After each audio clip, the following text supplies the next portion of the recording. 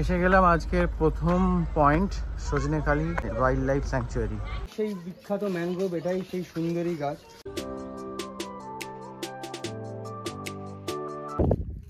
হর্সু crab, রাজ কাঁকড়া এখানে দেখতে পাওয়া যায়। দাদা কোথা থেকে এসছেন? আমি এসেছি বারাসাত থেকে। রাতেই বেশিরভাগ খাবারের সন্ধানের জন্য বেরোয়, তবে বেশিরভাগটা সাইডিংটা দেখা। সুপ্রভাত, good morning and welcome back to my channel Kuntal's diary. আরেকটা নতুন দিন আজকে, আর শুরু করছি আমার আরেকটা নতুন blog. Welcome from Sundarbans to all of you. আমি পাখিরালয়ের হোটেলে রয়েছি, এবার বেরোবো।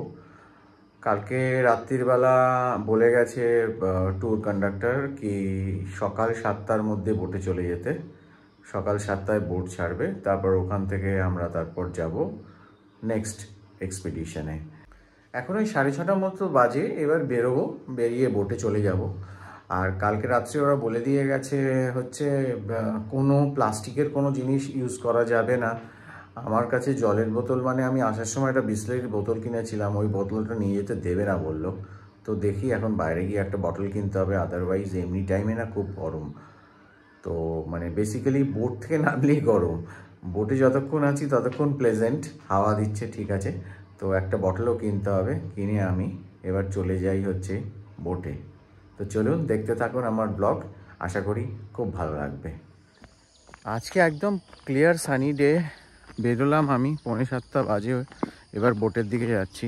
একটা ইনফরমেশন দিয়ে দিই আপনাদের, সেটা হচ্ছে আমি কিন্তু ব্যাক করব এই হোটেলেই। সুতরাং আপনারা যদি কেউ এখানে আসে, এবং এদের এটাই কিন্তু মোটামুটি সুন্দরবন ট্যুর অপারেটরদের এটাই সিস্টেম, এরাই পাখিরালয় নিয়ে এসে যে হোটেল বা রিসর্টে আপনাকে রাখবে, দ্বিতীয় দিন কিন্তু ঘুরিয়ে সেখানেই আবার ফিরিয়ে আনবে। মানে আজকে আমি যে আবার বেরোচ্ছি, আমি আবার এখানেই ফিরে আসবো। সুতরাং আমি কিন্তু আমার যে লাগেজ ব্যাগ সেটা কিন্তু আর নিলাম না। তো সুতরাং আপনারা যেটা করবেন সেটা হচ্ছে আপনারা একটা ছোট একটা ব্যাগ ক্যারি করবেন, মেন ব্যাগটা রেখে দেবেন। ছোট ব্যাগে নেসেসারি কিছু জিনিস যেগুলো নিতেই হয় সেগুলো নিয়ে পরের দিনের ট্যুর, মানে আজকে আমি যেরকম ট্যুর করছি, আমি একটা ছোট্ট ব্যাগ নিয়েছি, নিয়ে বেরোতে পারবেন আপনারা। বড় ব্যাগ নিয়ে ঘুরতে লাগবে না, কারণ ফিরতে হবে এখানেই।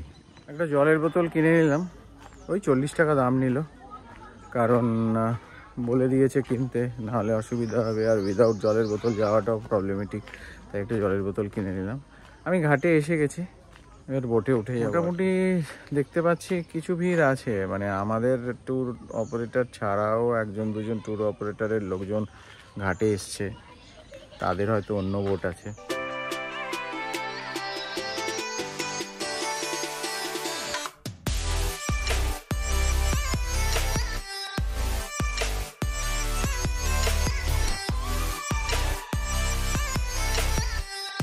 আমরা 7টার আগে এসে ফেরিঘাটে দাঁড়িয়ে রয়েছি, কিন্তু বোটের এখনো দেখা নেই। দাঁড়িয়ে আছি, দেখা যাক বোট আসলে তারপর উঠতে পারবো। আমাদের যেরকম বলা হয়েছিল সেরকম এসে গেছি, এবার দেখা যাক। এরকম আরও অনেকগুলো বোট আসছে, তাদেরও লোকজন আসছে, তারা উঠছে, এইভাবেই চলছে। এখন আমরা ওয়েট করছি, আমাদের ইনফ্যাক্ট পুরো টিমটাই ওয়েট করছে আর কি।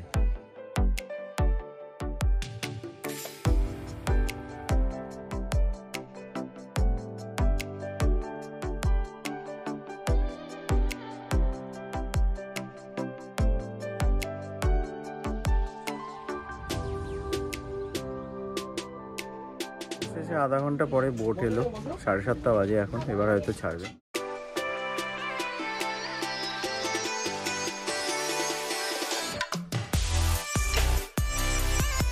পাখিরালয়ের অপোজিটেই হলো সজনেখালি টাইগার রিজার্ভ, আমরা ওখানেই যাচ্ছি।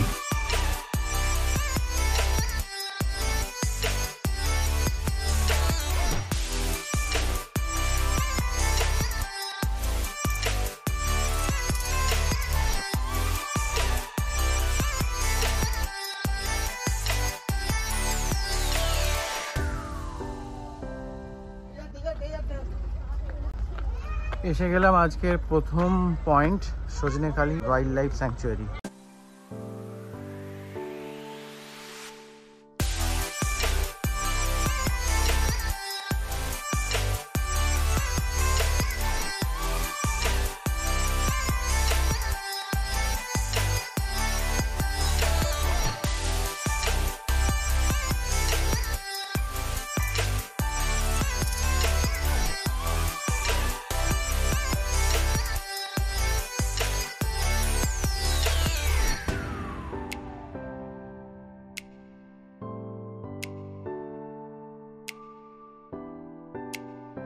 নমস্কার, সুপ্রভাত। আমি সুন্দরবন টাইগার রিজার্ভের ইকো গাইড। আমার নাম পার্থ মাইতি। আজকে আপনাদের সময় জঙ্গল এরিয়ার মধ্যে থাকবেন, আমি আপনাদের সঙ্গে থাকবো। সুন্দরবন সম্পর্কে যদি কোনো প্রশ্ন জিজ্ঞাসা থাকে আমাকে করবেন, আমরা যদি কোনো প্রশ্ন জিজ্ঞাসা আপনাকে করবো।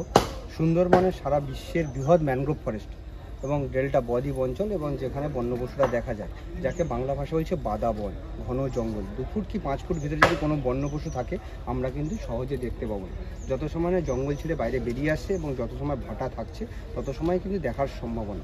হালকা চিৎকার চেঁচামেচি হলে কিন্তু কোনো কিছুই দেখা যাবে না। দেখা যায় আর দেখা যাবেই, এরকম কোনো ব্যাপার নেই। আজকে আমরা পরাধীন, বন্যপশুরা স্বাধীনভাবে ঘুরতে যদি বাইরে বেরিয়ে আসি জঙ্গল ছেড়ে, তবেই দেখার সম্ভাবনা। সুন্দরবনে আসামনে প্রকৃতির সৌন্দর্য আর ফ্রেশ অক্সিজেন, কোনো যদি বন্যপশু আমরা দেখতে পাই সেটা আমাদের কাছে এক্সট্রা কিছু পাওয়া না।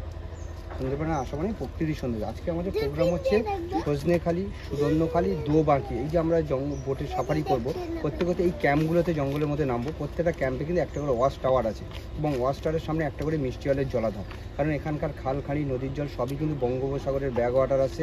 প্রত্যেকটা কিন্তু এগুলো বঙ্গোপসাগরের শাখা প্রশাখা, প্রত্যেকটাই লবণাক্ত জল। প্রত্যেকটা বন্যপশু কিন্তু এই নোনা জল খায়, খেতে অভ্যস্ত। কিন্তু ফরেস্ট ডিপার্টমেন্ট ওয়াচ টাওয়ারের সামনে একটা করে মিষ্টি জলের জলাধার, এটা বর্ষার জলে স্টোর করে রাখা আছে। এই বন্যপশুগুলো যদি কোনো মিষ্টি জল স্বাদ একবার পেয়ে যায়, সে কিন্তু বারে বারে আশা করবে এবং যে কোনো টাইমে এসে খেয়ে যেতে পারে। আর যেহেতু পূর্বে বলেছি 2 ফুট 5 ফুটের যদি কোনো বন্যপশু আমরা সহজে দেখতে পাবো না, তার জন্য ফরেস্ট ডিপার্টমেন্ট জঙ্গলকে অবজারভেশন লাইন তৈরি করেছে পরিদর্শনের জন্য। এপাতে ওপারের লাইনগুলো থেকে যদি কোনো বন্যপশু যদি ক্রস করে বা জল খেতে আসে, আমরা টুরিস্টরা দেখতে পাই, তার জন্য কিন্তু এই অবজারভেশন লাইনগুলো তৈরি করা আছে। আমরা এখন দাঁড়িয়ে আছি সজনেখালি, যেখান থেকে পারমিশন নিয়ে আমাদের সাফারিটা শুরু হবে। এখানে আমরা কি পাবো? একটা বিরল প্রজাতির কচ্ছপ, যার নাম হচ্ছে রিভার টাপিন, যার বিজ্ঞানসম্মত নাম হচ্ছে বাটাগুর বাসকা। সারা বিশ্বে ঘুরে এর পরিসংখ্যান খুবই কম। আমাদের সজনেখালিতে এর কৃত্রিম প্রজনন কেন্দ্র এখান থেকে বাড়িয়ে 400 মতন করা হয়েছে এবং 7খানা ক্যাম্পে রাখা আছে। আমরা জানি যে কচ্ছপ 100 বছর বাঁচে এবং 100 কেজিরও বেশি ওজনটা হয়। এই কচ্ছপটা কিন্তু 30 বছরের বেশি বাঁচে না এবং 30 থেকে 35 কেজি ওজনটা হয়। এবং যেটা পুরুষ সেটা একটু কালারফুল হয়ে থাকে, সেটা একটু ছোটো সাইজের হয়। আর যেটা মহিলা সেটা কিন্তু ধূসর কালারের হয়ে থাকে, একটু বড় সাইজের হয়ে থাকে। আর সুন্দরবনের মেন কুমির প্রকল্প হচ্ছে ভাগবাদপুর। সেখান থেকে নিয়ে এসে আমাদের সজনেখালিতে রাখা হয়, এখান থেকে বাড়িয়ে আবার কিন্তু নদীতে ছেড়ে দেয়। যেহেতু আমরা জানি যে কুমিরটা একটু ঠান্ডা ওয়েদার থাকলে রোদ্দুর পোহানোর জন্যই কিন্তু উপরে উঠে আসে, তাহলে এখন কিন্তু দেখার সম্ভাবনা খুবই কম। আর আমরা ওয়াচ টাওয়ার পাবো আর সুন্দরবনে ম্যাপ পাবো। এখান থেকে আমরা যাবো সুদর্ণখালি, যেখানে আছে জঙ্গলের দেবী, তিনি মা বনদেবী, যাকে জঙ্গলে পুজো করে আমরা প্রবেশ করতে হয়। যে মাছ কাঁকড়া মধু সংগ্রহ করে বা ফরেস্টে যারা সার্ভিস করে, তারা প্রত্যেকে কিন্তু সে যে কোনো সম্প্রদায়ের মানুষ, হিন্দু হোক, মুসলমান, খ্রিস্টান, সে কিন্তু মা বনদেবীকে স্মরণ করে যায়। এবং বাঘ রূপে আমরা যাকে দেখি, তিনি হচ্ছে দক্ষিণ রায় বা বড় মিয়া বলে থাকে। আর ম্যানগ্রোভ পার্ক, ম্যানগ্রোভগুলোকে প্ল্যান্টেশন করে রাখা আছে, কারণ সুন্দরবনে যে 84 রকমের ম্যানগ্রোভ আছে তার বেশিরভাগটাই কিন্তু ওখানে পরিচিতি ঘটানোর জন্য সুদর্ণখালিতে রাখা আছে। লোকাল নাম এবং বিজ্ঞানসম্মত নাম দেওয়া আছে। আর ওয়াচ টাওয়ার, সেখান থেকে আমরা সাফারি করতে করতে আমরা যাবো দোবাঁকি, যেখানে 1/2 কিলোমিটার ক্যানোপি ওয়াক, মানে জঙ্গলের উপরে ব্রিজ করা আছে, দুদিকে হচ্ছে ওপেন ফরেস্ট। আর তারপরে আমরা যাবো 5 রিভার জংশন, কিছুটা টাচ করে চলে আসবো, কারণ প্রচণ্ড রোলিং চলছে ওখানটাতে। 5টা নদী মিশে বঙ্গোপসাগরে চলে গেছে, সেখান থেকে কিন্তু আমাদের ব্যাক করতে হবে, কারণ পঞ্চমীতে প্রচণ্ড রোলিং চলছে, কালকে ছিল। আর আমাদের বোটের নাম হচ্ছে সারদা, সেহেতু নাম হবে, টিমটার নাম হবে সারদা। কারণ পরের ক্যাম্পগুলোতে যাওয়ার পরে কিন্তু আমরা কোনো ফোনের নেটওয়ার্ক পাবো না। বিশেষ করে যখন বোটে লঞ্চে উঠবেন তখন দেখে নেবেন যে কাছের মানুষটা, প্রিয়জনটা এসছে কিনা, থেকে গেলে কিন্তু সমস্যায় পড়তে হবে। আর আমাদের কিছু রুলস আছে বলেছি, প্লাস্টিক বা থার্মোকল জাতীয় জিনিস কেউ নদীতে ফেলবেন না। যখন আমরা এই ক্যাম্পগুলোতে, স্পটগুলোতে নামবো, তখন ধূমপান বা পান গুটকা কেউ খাবেন না, ফল ফুল কোনো গাছে হাত দেবে না, কোনো বন্য পশু খেতে দেওয়ার ডিস্টার্ব করা যাবে না, আর মদ্যপান একেবারেই চলবে না। আর সবাই একই সঙ্গে থাকবেন, গ্রুপের সঙ্গে থাকবেন।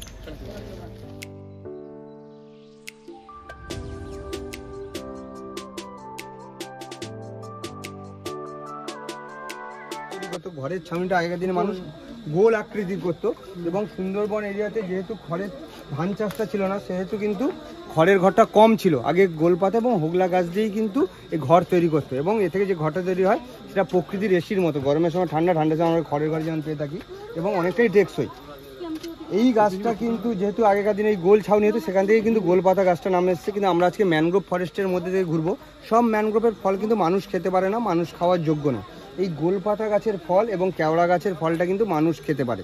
এবং আমরা খেজুর গাছ বা তাল গাছ থেকে যেমন রস নিশ্চিত করি, সেরকম যদি রস নিশ্চিত করা যায়, তা থেকে গুড় বা কারি এগুলো কিন্তু তৈরি করা হয়। এবং এটা কিন্তু বাংলাদেশে চাষও হচ্ছে এবং এই গুড় বা তাড়ি বলুন এবং পাতা বলুন এটা কিন্তু কেনা বেচা বাংলা। সবাই ওয়াস্টারে যান, ওয়াস্টার সবচেয়ে উঁচু ওয়াস্টার এটাই। এখান থেকে আপনি প্রকৃতির সৌন্দর্য ভিউটা দেখতে পাবেন এবং আস্তে আস্তে উঠতে উঠতে মৌচাক আছে, সাবধানে উপরে উঠবেন আপনারা। হ্যাঁ হ্যাঁ উপরে আছে, কারণ এই সময়টা একটু মধু সংগ্রহের টাইম এবং যেহেতু সুন্দরবনে আপনারা যে এসছেন মধু ছাড়া আর কিছু গুরুত্বপূর্ণ জিনিস নেই নিয়ে যাওয়ার মতন। এবং এপ্রিল মাসটাই হচ্ছে মধু সংগ্রহের সবই জায়গায় আছে, আপনাকে খুঁজে নিতে হবে। সেরকম হলে যারা বোটে লঞ্চে আছে মূলেদের কাছ থেকে জানিয়ে দিতে পারে।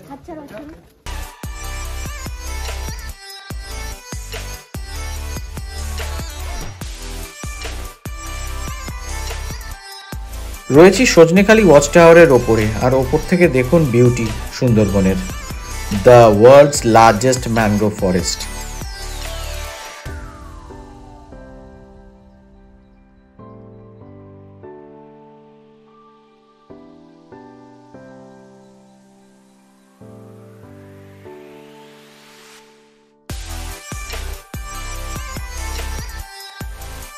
বিখ্যাত ম্যানগ্রোভ এটাই সেই সুন্দরী গাছ। অনেকে মনে করে থাকে সুন্দরবনের নামকরণ হয়তো এই সুন্দরী গাছ থেকেই হয়েছে। এই গাছটা দেখতে সুন্দর নয়, এর গুরুত্বটার সাথে মেনলি হচ্ছে এর গুরুত্বটা। এই গুরুত্বটা হচ্ছে এর হচ্ছে কাঠ। এই গাছের কাঠ যদি কোনো ফার্নিচার করা হয় কোনো পোকাতে নষ্ট করতে পারবে না, বা নদীর যে নোনা জল তাতে কিন্তু সহজে ক্ষত হয় না এবং কোনো বার্নিশের প্রয়োজন নেই। আগেকার দিনে মানুষ কিন্তু এটা দিয়েই ঘর বাড়ি। মানে ম্যাপের সামনে দাঁড়িয়ে আছি, ভারত আর বাংলাদেশকে মিশিয়ে যে জঙ্গলের আয়তনটা, সেটার আয়তন হচ্ছে 10,064 বর্গ কিলোমিটার। তারপরে আমার এইখান থেকে কিন্তু ভাগ হয়ে করে দিয়েছে রায়মঙ্গল নদী এবং কালিন্দী নদী, এটাই কিন্তু ভাগ করে দিয়েছে দুই দেশের পাটকে। বাংলাদেশ পাটে হচ্ছে 5,800 বর্গ কিলোমিটার আর আমাদের ইন্ডিয়া পাটে 4,264 বর্গ কিলোমিটার। এই 4,264 বর্গ কিলোমিটারকে আবার দুটি ভাগে ভাগ করা হয়েছে এবং 48টা দ্বীপ আইল্যান্ডকে নিয়ে। এবং এই যে পাটটা দেখছি এইটাকে বলছে ডিভিশনাল ফরেস্ট, যেটার আয়তন হচ্ছে 1679 বর্গ কিলোমিটার। আর এই যে এরিয়াটা পাটটা দেখছি এটাকে বলছে টাইগার রিজার্ভ, এটার আয়তন হচ্ছে 2,585 বর্গ কিলোমিটার। এই 2,585 বর্গ কিলোমিটারকে তিনটি ভাগে ভাগ করা হয়েছে। প্রথমত যেটা শুনবো যেটা ট্যুরিস্টদের জন্য, যেটাকে স্যাংচুয়ারি জোন বলে, যেটাকে পীরখালির জঙ্গল বলে, 7খানা আইল্যান্ডকে নিয়ে এই যে এরিয়াটা এটাকে বলছে স্যাংচুয়ারি জোন, 363 বর্গ কিলোমিটার। এখন আমরা দাঁড়িয়েছি সজনেখালি, তারপরে সুদর্ণখালি, তারপরে দোবাঁকি, আর এটা হচ্ছে 5 রিভার জংশন যেটা পঞ্চমুখী, আর এই অপোজিট সাইডে হচ্ছে পাখিরালা। এই যে এরিয়াটা দেখছি এটাকে বলছে বাফার এরিয়া, যারা মাছ কাঁকড়া মধু সংগ্রহ করবে তাদের জন্য কিন্তু বাফার এরিয়া 892 বর্গ কিলোমিটার। আর এটা হচ্ছে কোর এরিয়া, প্রোটেক্টেড এরিয়া 430 বর্গ কিলোমিটার, কারণ কোনো ট্যুরিস্ট বা মৎস্যজীবী কিন্তু অ্যালাউ নেই।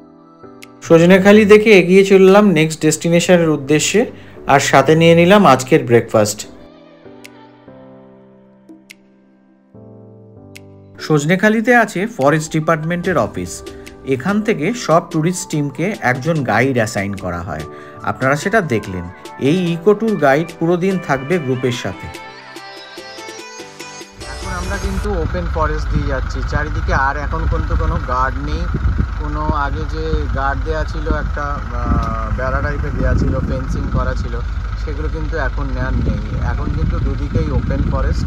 আমরা সজনেখালি থেকে এলাম, আরও দুটো জায়গায় যাব, একটা হচ্ছে সুদর্ণখালি আর একটা হচ্ছে দোবাকি। আমরা প্রথমে দোবাকিতে যাচ্ছি, মানে আরও ইন্টেরিয়ারে যাচ্ছি পুরো সুন্দরবনে। কথা ছিল প্রথমে সুদর্ণখালি যাবার, বাট ডিসিশন চেঞ্জ হয়ে এখন যাচ্ছি প্রথমে দোবাকি।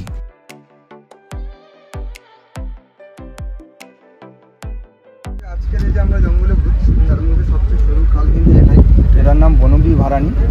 বনবী হচ্ছে জঙ্গলের দেবী, আর ভারানি কথার অর্থ হচ্ছে দুটো বড় খালকে যে ছোট খাল যোগ করে দেয় তাকে বলা হয় ভারানি। সুন্দরবনে দুটো কথা আছে, ভারানি আর দুয়ানি। দুয়ানি কথার অর্থ হচ্ছে দুটো বড় নদীকে যে ছোট নদী যোগ করে তাকে বলা হয় দুয়ানি, আর দুটো বড় খালকে যে ছোট খাল যোগ করে এবং দুদিক থেকে জোয়ার ভাটার জলটা প্রবেশ করতে পারে তখন সেটাকে বলা হয় ভারানি। আর সুন্দরবনে যে 84 রকমের ম্যানগ্রোভ আছে প্রজাতি, সেইগুলো কিন্তু এই খালটার মধ্যে আছে। আমি পূর্বেও বলেছি যে সুন্দরী গাছটা সহজে কাছাকাছি হয় না, ভেতরের দিকে উঁচু জায়গা সেখানে হয়। এই খালটার মধ্যেও কিন্তু কাছাকাছি সুন্দরী গাছ হয়ে আছে। আর আমরা খেজুর গাছের মধ্যে একটা পাম টাইপের যে গাছ দেখতে পাচ্ছি ওটাই কিন্তু হেতাল গাছ, যেটাকে বলছে বাঘের আতুর ঘর এই হেতালের ঘন জঙ্গলে কিন্তু বাঘ থাকতে ভালোবাসে এবং বাঘের ডেলিভারিটাও কিন্তু বেশিরভাগটাই হেতালের জঙ্গলেই করে। খবর নিয়ে জানলাম দোবাকি যেতে যে 5 রিভার জাংশন পড়ে সেখানে প্রচণ্ড কারেন্টের ফলে রিভার রোলিং চলছে। গতকাল অনেক নৌকা যেতেই পারেনি। এখন নদীতে কারেন্ট সামান্য কম, লেট করলে আর যাওয়া যাবে না, তাই রুট চেঞ্জ করে প্রথমে দোবাকি যাওয়ার প্ল্যান।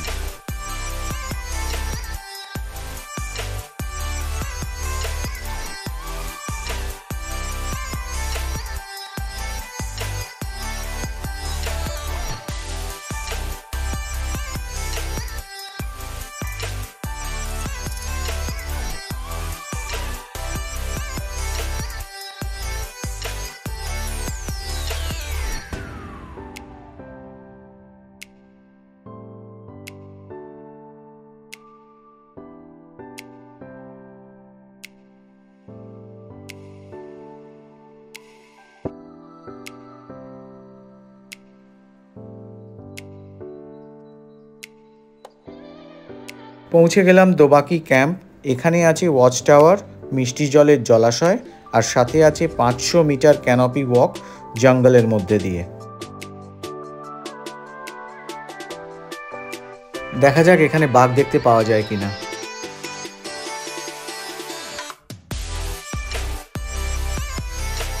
এসে গেলাম দোবাকি ক্যানোপি ওয়াকের কাছে। এবার ওই ক্যানোপি ওয়াকটা নেব।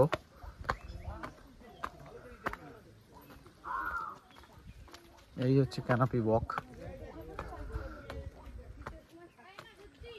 আর ডান দিকে একটা ওয়াচ টাওয়ার আছে। ওয়াচ টাওয়ারটা প্রথমে উঠে তারপর ক্যানোপি ওয়াকটা নেব।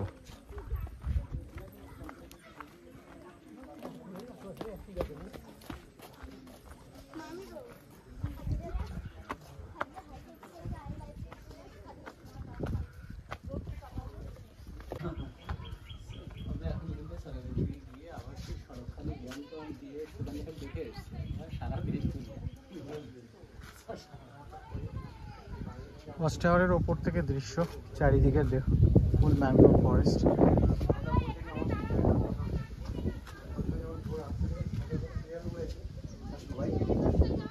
সুইট ওয়াটারের পন্ড, আর যতদূর দেখা যাচ্ছে ফুল ম্যানগ্রোভ ফরেস্ট।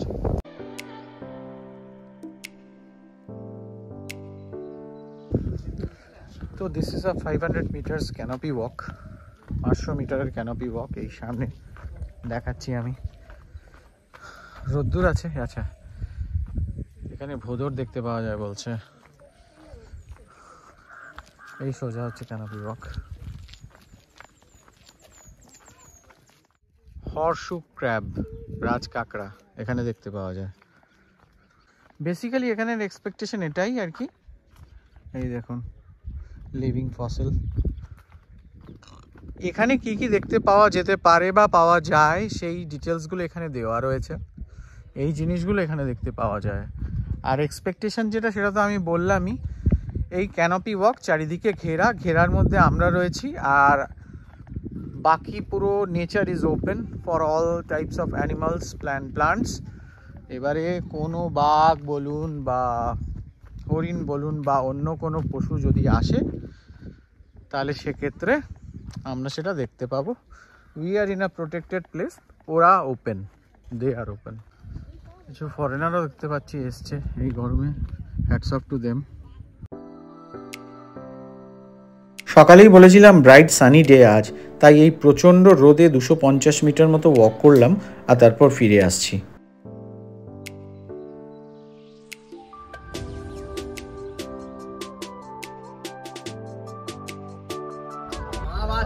হরিণ স্পট করা গেছে একটা, তাই সবার মধ্যে খুব উৎসাহ উদ্দীপনা, সবাই এনার্জাইজ হরিণ দেখতে পেয়েছে বলে।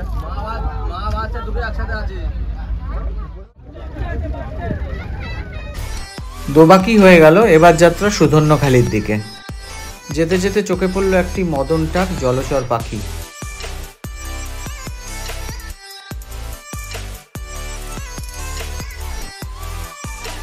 ফেরা সেই 5 রিভার পয়েন্ট দিয়েই, আর এবার কারেন্ট জলের একটু বেশি। বিউটিটা দেখুন পঞ্চমুখী মোহনার।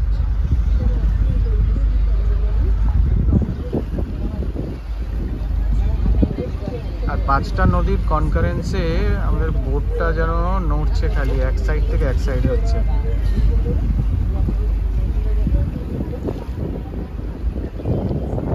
ওয়ান্ডারফুল। আর ওই যে দূরে দূরে দেখা যাচ্ছে ওইটাকে মোহনা বলতে পারেন, যেখানে বঙ্গোপসাগরে মিশছে নদী। ফিরতে ফিরতে লাঞ্চ সেরে নিলাম বোটে মনোরম পরিবেশে। দাদা কোথা থেকে এসছেন? আমি এসেছি বারাসাত থেকে। উত্তর বারাসাত। লোকনাথ ট্রাভেলসের সাথে প্রথমবার? একদম প্রথমবার। কেমন লাগছে? খাওয়া দাওয়া কেমন? খাওয়া দাওয়া কিন্তু খুব দারুণ খাবার, এবং যা দিচ্ছে সব টাটকা খাবার, মানে কোথাও কোনো মানে স্বাদে কোনো নেই, কম্প্রোমাইজ নেই। আর বাকি কেমন ঘুরছেন? বাকি মোটামুটি ঠিকই আছে, কিন্তু দুঃখ বাঘটা দেখতে পারলাম। আচ্ছা আচ্ছা, বাকি সব ঠিকঠাক? একদম দারুণ। ধন্যবাদ দাদা। দুপুরে লাঞ্চের মেনুতে ছিল ভাত, আলু ভাজা, ডাল, এঁচোড় আলুর তরকারি, ভেটকি মাছ, পাবদা মাছ, চাটনি এবং পাঁপড়। কোথা থেকে এসছেন? আমরা এসেছি আপনার বীরভূম থেকে, বীরভূমের সিউড়ি থেকে। ফেসবুকে অ্যাড দেখেছি, রিভিউ দেখেছি, খুবই ভালো লোকনাথ ট্রাভেলস। আমাদেরকে যথেষ্ট পরিমাণ সার্ভিসটা খুবই ভালো, সার্ভিস যথেষ্ট ভালো। এবং খাওয়া দাওয়া কেমন? খাওয়া দাওয়া একদম A1। আর বাকি কেমন ঘুরছেন? খুব ভালো ঘুরছি, আতিথেয়তা খুব সুন্দর, আপনার কেয়ারিং খুব, এবং এদের সব থেকে যারা দায়িত্ববান, যে আমরা ঠিকভাবে একদম শিয়ালদা থেকে পৌঁছেছে কিনা, ট্রেন ধরেছে কিনা, ক্যানিংয়ে নামলাম কিনা, একদম ফুললি গাইডেড। আবার আসার প্ল্যান আছে? অবশ্যই, আমরা ডিসেম্বরে আসছি, আবার আসবো, এবং এবার রাস্তায় জোরতাল করে আসবো। ধন্যবাদ দাদা, থ্যাংক ইউ। হেতাল গাছের জঙ্গলকে বলা হয় বাঘের আতুর ঘর। এখানে বাঘ খুবই আসে এবং সময় কাটায়। আমি কথা বললাম ইকো গাইডের সঙ্গে, অনেক কিছু জানা গেল। দেখুন। আপনি কতদিন থেকে আসছেন দাদা? 11 বছর এই প্রফেশনের সঙ্গে যুক্ত আছি। আচ্ছা আচ্ছা, আপনার নাম? আমার নাম পার্থ মাইতি, সুন্দরবন টাইগার রিজার্ভের ইকো গাইড। ওকে, আমার দুটো সিম্পল প্রশ্ন। প্রথম প্রশ্ন হচ্ছে, মানে আমরা জানি যে বাঘ দেখতে পাওয়ার কোনো মানে ওইভাবে সিওরিটি বলা যায় না, তবুও পসিবিলিটি যেটাকে বলে আর কি, সেই পসিবিলিটি অনুযায়ী কোন টাইমে ভিজিট করলে চান্সেস থাকবে আর কি? বাঘের ক্ষেত্রে এরকম কোনো সিজন নেই, যে কোনো টাইমে যে কোনোভাবেই সাইডিং হতে পারে। কারণ দেখার টাইমটা হচ্ছে বেশিরভাগ খাবারের সন্ধানের জন্য বেরোয়, তবে বেশিরভাগটা সাইডিংটা দেখা যায় আর্লি, মানে একদম সকালের টাইমে, নয় একদম বিকেলে সূর্য অস্ত হয়, মানে সূর্য অস্ত যাচ্ছে সেই মুহূর্তে দেখার সম্ভাবনা বেশি থাকে। এবং যখন ও আইল্যান্ডগুলো চেঞ্জ করতে থাকে, একটা আইল্যান্ড থেকে আরেকটা আইল্যান্ডে ক্রস করে, তখনই কিন্তু দেখাটা যায়। নাহলে সাধারণত বোট লঞ্চ দেখলে ও ভিতরে প্রবেশ করে, কারণ ও হচ্ছে মানুষ দেখলে একটু হলেও ভয় পায়। আপনি তো নিশ্চয়ই দেখেছেন বাঘ? হ্যাঁ, আমি অনেকবারই দেখেছি। অনেকবার দেখেছেন। লাস্ট কবে দেখেছেন? লাস্ট আমার 20 দিন আগে। আচ্ছা আচ্ছা আচ্ছা। আর বাঘ ছাড়া আর অন্য কিছু? হরিণ, বটশুয়োর, যেটা হচ্ছে, আর আছে ফিশিং ক্যাট, লেপার্ড ক্যাট, জঙ্গল ক্যাট আছে, আর বাঁদর, আর ভোদর, আর হচ্ছে গন্ধগোকুল, এই সমস্ত বনবাসী, আর জংলি শেয়াল, আর তেমন কিছু সুন্দরবনে নেই। এইগুলো দেখতে পাওয়া যেতে পারে? হ্যাঁ, যায়, পাওয়া যায়। আর কোনো স্পেসিফিক কোনো অভিজ্ঞতার কথা যদি শেয়ার করেন আর কি? আপনি 11 বছর ধরে আছেন, নিশ্চয়ই অনেক অনেক ঘটনা ঘটেছে। স্পেসিফিক একটা দুটো ঘটনা যদি শেয়ার করেন। এরকম তো আমার সঙ্গে কি তেমন হয়নি, এই ভালো বেটার সাইডিং হয়েছে। 1 ঘন্টা, হাফ ঘন্টা, 30 মিনিট, এরকম অনেক লং টাইম সাইডিং পেয়েছি। বাহ, ধন্যবাদ দাদা। এবার আপনাদের জানাই মধু সংগ্রহ করার গল্প। প্রথমে নিতে হয় ফরেস্ট ডিপার্টমেন্ট থেকে পারমিশন, তারপর দল তৈরি করে 7 থেকে 10 জন নৌকা করে যায় মধু সংগ্রহ করতে। নৌকাতে কাটাতে হয় 8 থেকে 10 দিন। নৌকা ঘন জঙ্গলের খাড়াইয়ের এক জায়গায় দাঁড় করিয়ে সবাই যায় ঘন জঙ্গলে মধু সংগ্রহ করতে। দলের একজন থাকে নৌকাতে, সে রান্না করে সবার জন্য। এভাবেই মধু সংগ্রহ করে ফিরে আসে।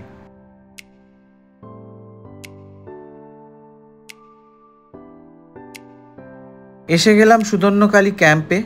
বলে রাখি, এখানে বাদরের উৎপাত আছে, এখানে আসলে একটু সাবধান এবং বাচ্চাদের হাতে খাবার দেবেন না।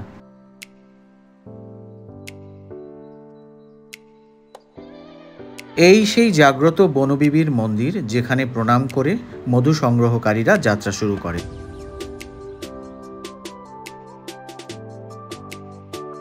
এখানে আছে ওয়াচ টাওয়ার, আছে মিষ্টি জলের জলাশয়, তাছাড়া দেখা মিলবে বিভিন্ন ধরনের ম্যানগ্রোভ গাছ, আছে সুন্দরী গাছও।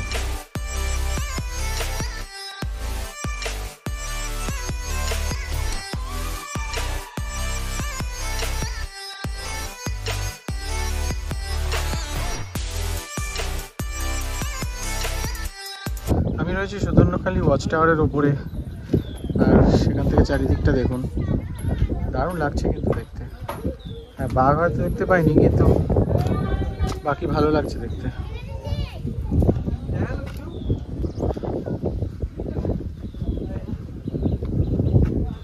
সামনে মিষ্টি জলের জলাশয় করা রয়েছে, যাতে বাঘ এখানে এসে জল খায়।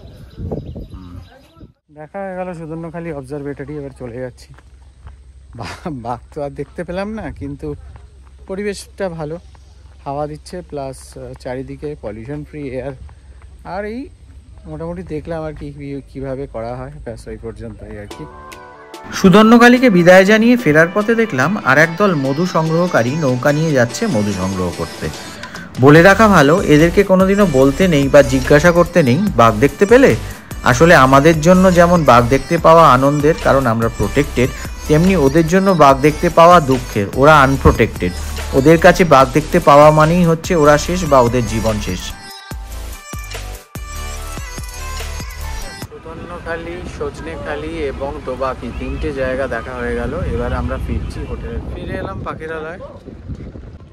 আজকে ট্যুর শেষ, আজকে দিন শেষ না, আমার বোট চলে গেল আমাকে নামিয়ে দিয়ে। এবারে আমি রিসর্টে ফিরে যাব, ফিরে গিয়ে একটু রেস্ট নেব, ফ্রেশ হব, তারপরে আবার বেরোবো। এসে গেলাম হোটেলে, মানে রিসর্টে, হেরিটেজ হোটেল অ্যান্ড রিসর্ট, যেখানে আমি রয়েছি গতকাল থেকে সুন্দরবনে।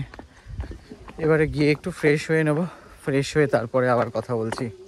বাজে 5:30, বেরোলাম একটুখানি, এই জাস্ট আশপাশটা একটু দেখবো, কালকে তো চলে যাব, তার আগে আজকে একটু দেখে নিই চারিপাশটা। রিসর্ট ফাঁকা, আমরা এই লোকনাথ ট্যুর অ্যান্ড ট্রাভেলসের লোকজন রয়েছি, এছাড়া রিসর্টে সেরকম কিছু বলার মতো কিছু নেই আর কি, কালকে তো দেখিয়েই দিয়েছিলাম। আমি একটু বেরোলাম একটু চা খেতে, দেখি একটু যদি চা পাওয়া যায়। আচ্ছা, একটা কথা বলার আছে, আমাদের তো ট্যুর ক্যানিং টু ক্যানিং, তো সেক্ষেত্রে Canning to Canning each and everything কিন্তু প্যাকেজে রয়েছে, আলাদা করে পয়সা খরচা করার কোনো ব্যাপার নেই, করতেও লাগছে না। আমি যদি সেপারেটলি কিছু কিনি বা কিছু খাই সেটা আলাদা, আদারওয়াইজ ওরা টাইম টু টাইম খেতে দিচ্ছে, ঘোরাচ্ছে ওরাই, তো সেক্ষেত্রে কিছু করার নেই। কালকে ওই রবীন্দ্রনাথ ঠাকুর হ্যামিল্টন সাহেবের বাংলোর ওখানে 10 টাকা এন্ট্রি ফি লেগেছে, আজকে কোনো এন্ট্রি ফি লাগেনি, কিচ্ছু লাগেনি। আমি এখন যাবো একটু চা খাবো, অবভিয়াসলি তার পয়সা তো আমাকেই দিতে হবে। এইটা হচ্ছে পীরখালির বাইরের চেহারা, এই আমার রিসর্ট থেকে বেরোলাম। এদিকে বাড়িঘর আছে, কিছু দোকানপাট আছে। চা খেয়ে সন্ধ্যেবেলা একটু ঘাটের দিকটা এলাম, চায়ের দোকানে আমি কথা বলছিলাম। আসলে এইসব জায়গার ডেভেলপমেন্টটা খুব কম, আর এমনিতেই তো এফেক্টেড বিকজ অফ বছর স্টর্ম অ্যান্ড অল। আমি না এই জাস্ট সন্ধে হচ্ছে, আমি এই ঘাটে এসে একটু বসলাম, দারুণ লাগছে, সুন্দর হাওয়া, মানে কি বলবো, অত্যন্ত মনোরম পরিবেশ একদম। আর এই মানে কি বলবো, পলিউশনলেস হাওয়া তো আমরা আর পাই না, দারুণ লাগছে। একটা লঞ্চ এলো। সন্ধেবেলা স্ন্যাক্সে ছিল চিকেন পাকোড়া আর কফি। এখন হচ্ছে 9:15 আর ডিনারের ডাক এসে গেছে, ডিনার খেতে যেতে হবে। অ্যাকচুয়ালি এত তাড়াতাড়ি তো বাড়িতে খাই না, এবারে এই সবে জলখাবারে পাকোড়া টাকোড়া খেয়ে উঠলাম, এখনই আবার ডিনার বলছে। যাই হোক, কিছু করার নেই, যেতে হবে, দেখি কতটুকু কি খেতে পারি আর ডিনারে কি দেয়। চলুন যাওয়া যাক তাহলে। রাতে আজকে fried rice, chicken curry, salad, ভালোই দিয়েছে। ডিনার করে আমি ঘরে চলে এসেছি আমার রুমে। তো ডিনার তো দেখালামই, ওই ফ্রাইড রাইস আর চিকেন কারি ছিল, 3 পিস করে চিকেন দিচ্ছে, ভালো সাইজ, স্ট্যান্ডার্ড সাইজ, প্লাস চাইলে রিপিট করছে, রাইসও রিপিট করছে, চিকেনও রিপিট করছে, অ্যান্ড সাথে ছিল স্যালাড। যদি কেউ ভেজ ছিল তাদের জন্য পনির করে দিয়েছে ওরা। আর যদি কেউ চিকেন খাবে না এরকম কেউ যদি কেউ অপ্ট করছিল তো তাদের জন্য এগ কারি ছিল উইথ রাইস। তো খাবার দাবার ওভারঅল ভালোই ছিল, আমারও এক্সপিরিয়েন্স ভালো। As far as food is concern আমার ভালো লেগেছে। আজকের দিনটা হেকটিক ছিল, 3টে জায়গায় গেলাম আপনারা দেখলেন, প্লাস ওভারঅল সব মিলিয়ে 9 hours of boat ride and visit to 3 places, reserve ফরেস্টও বলতে পারেন। আজকের ব্লগটা এখানেই শেষ করছি। আশা করি আপনাদের ব্লগটা খুবই ভালো লেগেছে। আমার রিকোয়েস্ট, একটা লাইক একটা কমেন্ট অবশ্যই করবেন, ভিডিওটি যতটা পারবেন শেয়ার করবেন। আর আমার চ্যানেলে যদি নতুন হন তাহলে আমার চ্যানেলটা প্লিজ সাবস্ক্রাইব করবেন, এটা আমার বিনীত অনুরোধ। তো সাবস্ক্রাইব করে আমার পাশে থাকবেন। তো আজকে এই পর্যন্তই। সবাই ভালো থাকবেন, সুস্থ থাকবেন, আর সাথে রাখবেন কুন্তলস ডায়েরি। শুভরাত্রি, কাল দেখা হচ্ছে।